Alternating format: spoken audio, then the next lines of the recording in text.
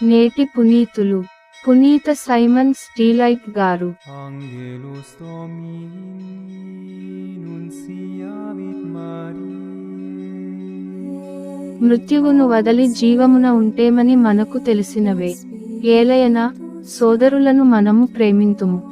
శుక్రవారం జనవరి 5, 2024. మొదటి పట్టణం పునీత యోహాను వ్రాసిన మొదటి లేఖ 3వ అధ్యాయం 11 నుండి 21 వచనాలు.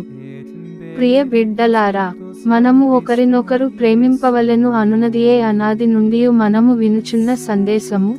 దుష్టునితో ఏకమై తన సహోదరునే చంపిన కయీను వంటి వారము కారాదు. కయీను తన సహోదరుని ఏల చంపెను? కయీను కార్యములు చెడ్డవనియు అతని సహోదరుని కార్యములు మంచివియును అగుట చేతనే కదా. క్రమక సోదరులారా, లౌకికులగు జనులు మిమ్ము ద్వేషించినచో ఆశ్చర్యపడకుడు. మృత్యువును వదలి జీవమున ఉంటిమని మనకు తెలిసినదే. సోదరులను మనము ప్రేమింతుము కనుక మనకు అది తెలియును. ప్రేమింపని వారు ఎవ్వరైనను ఇంకను మృత్యువునంటే ఉన్నాడు. తన సోదరుని ద్వేషించువాడు హంతకుడే. హంతకుడు నిత్యజీవమును కలిగి ఉండడని కరు ఎరుగుదురు.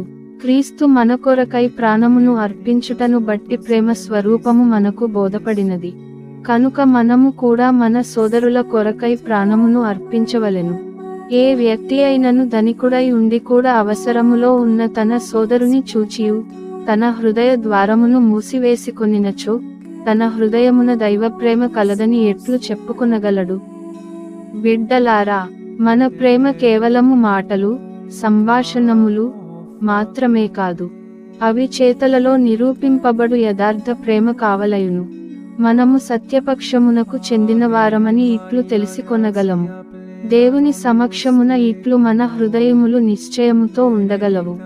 మన హృదయములే మనలను అధిక్షేపించినచో దేవుడు మన హృదయముల కంటే అధికుడనియు సర్వజ్ఞుడనియు కూడా మనకు తెలియును. కనుక ప్రియ స్నేహితులారా, మన హృదయము మనలను నిందింపకున్నదో దేవుని సమక్షమున మనకు ధైర్యము ఉండును. ఇది ప్రభువు వాక్కు.